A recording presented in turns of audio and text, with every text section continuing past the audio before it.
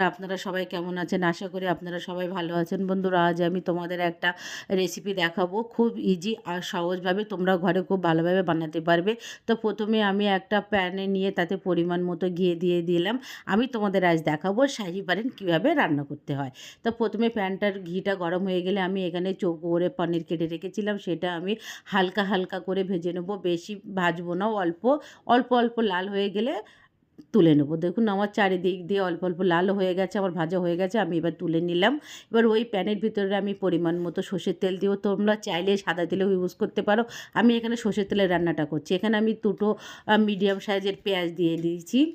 আর দেব দুটো কাঁচা লঙ্কা। লঙ্কাটা তোমাদের হিসাব চেয়ে তোমরা দিতে পারো। দিয়ে দেবো আমি এখানে ৩-৪ টুকরো আদা কুচি। আর এখানে দিয়ে দেবো ১০-১২টা রসুনের কোয়া।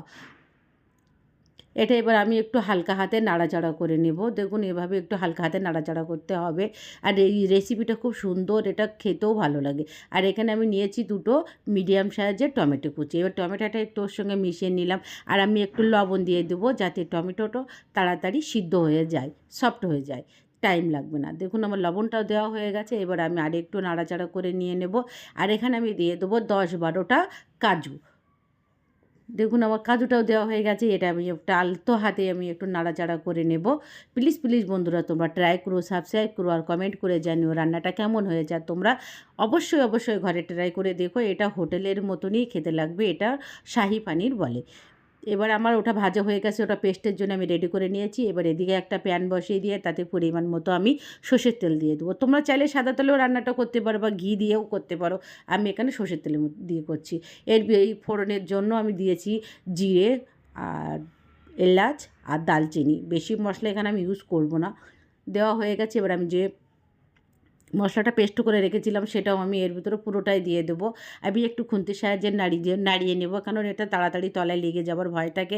কারণ এর ভিতরে কাজুর পেস্ট দেওয়া আছে, তো ওই জন্য তলায় লেগে যায় তাড়াতাড়ি। তাই আমি একটু খুন্তির সাহায্যে নাড়িয়ে নিলাম।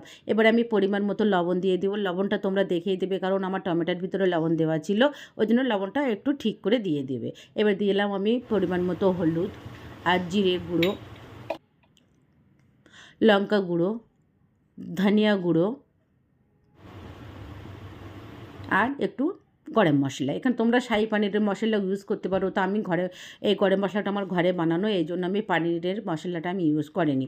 এবার এটা আমি একটু মানে হাতার সাহায্যে বা খুন্তির সাহায্যে একটু ভালোভাবে নাড়িয়ে নেবো। চারিদিক দিয়ে যত সময় তেল না ছাড়ছি তত সময় পর্যন্ত আমার মশলাটা কষাতে হবে।